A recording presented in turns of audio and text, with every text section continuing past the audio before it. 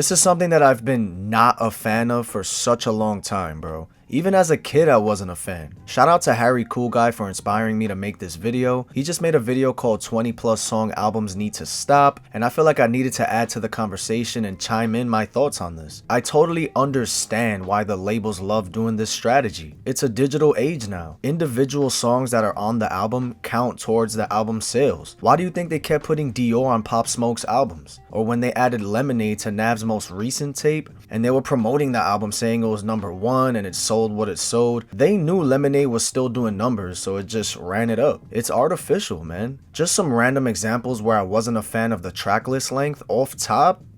I don't know, Migos Culture 2. Way too many tracks. Perfect example of quantity over quality, bro. Or, I don't know, A Boogie's Artist 2.0, which ended up having a deluxe that made it have 29 songs, fam. That's ridiculous.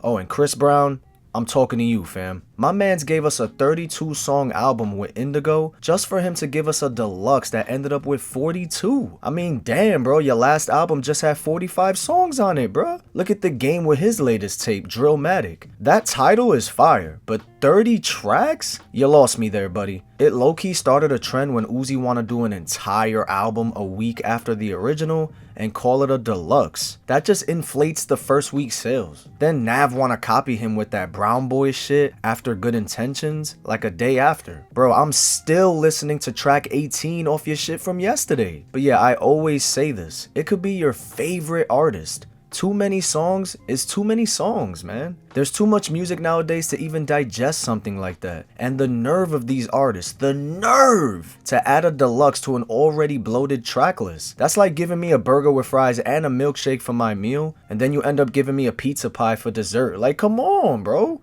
I can't eat all that. That's why it's always a breath of fresh air when we get projects like, I don't know, My Beautiful Dark Twisted Fantasy, or Imperial, All American Badass, 17, Testing, Igor. Notice how all these projects aren't over 15 tracks. And they didn't have a deluxe. You know why? Because they didn't need it.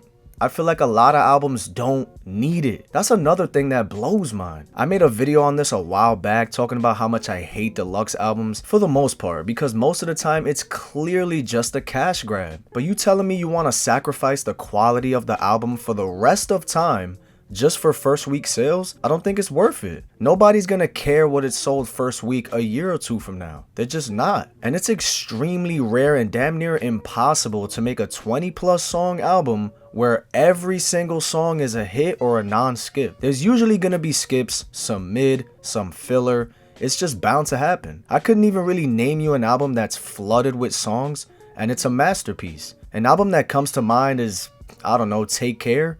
That has 20 songs. Some might even say Whole Lotta Red, but even that has a skip or two, at least to me. Even some of my favorite albums of all time has skips. The Carter 2, 22 tracks. Death Race for Love, 22 tracks. If these artists were to just cut off the fat off these tapes, they have potential to be masterpieces. And it's crazy to me. You would think with this microwave society that we live in, where 30-second to 1-minute TikToks and YouTube shorts are brainwashing everyone and ruining the attention span of people, you would think shorter albums would be the wave. But nah, bro. We still getting albums that are over an hour long. Albums like Trippie Redd's latest project or Summer's latest project. 25 songs for both of those. Bro, that's crazy. Look what Yachty just did with his recent project. 14 songs. A smooth listen from beginning to end.